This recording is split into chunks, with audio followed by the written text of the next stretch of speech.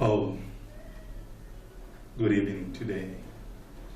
Today I want to look at something very amazing and interesting about who you are, your reality, as well as I. For example, the Bible says in Genesis chapter 1 and verse 26, "Then God said, let us make man in our image."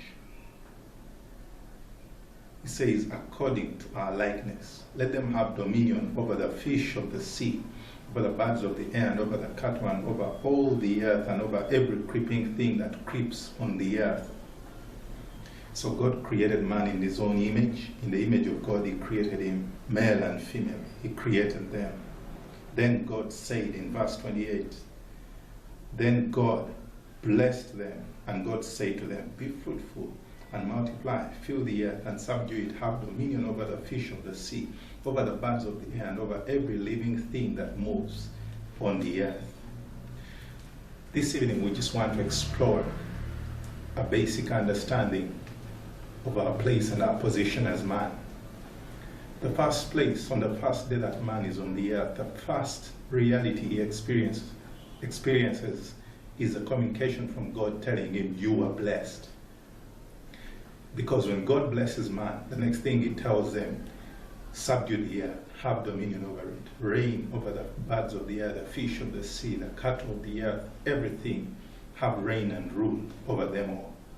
And so God intended man to be, as it were, the representative on the earth of God.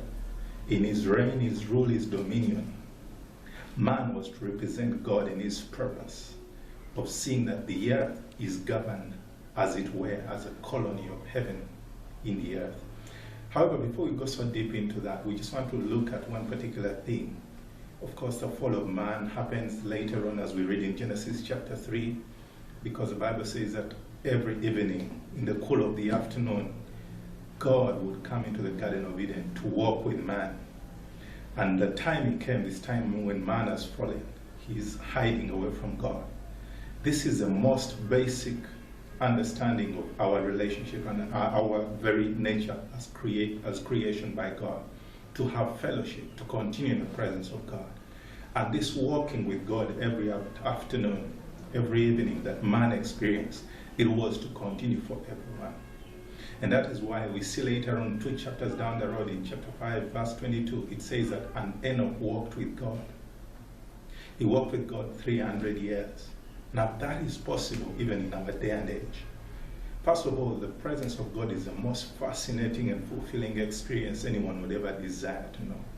And because Enoch understood that reality and experienced it every day, he was able to walk with God numerously, daily, weekly, monthly, every year for 300 years.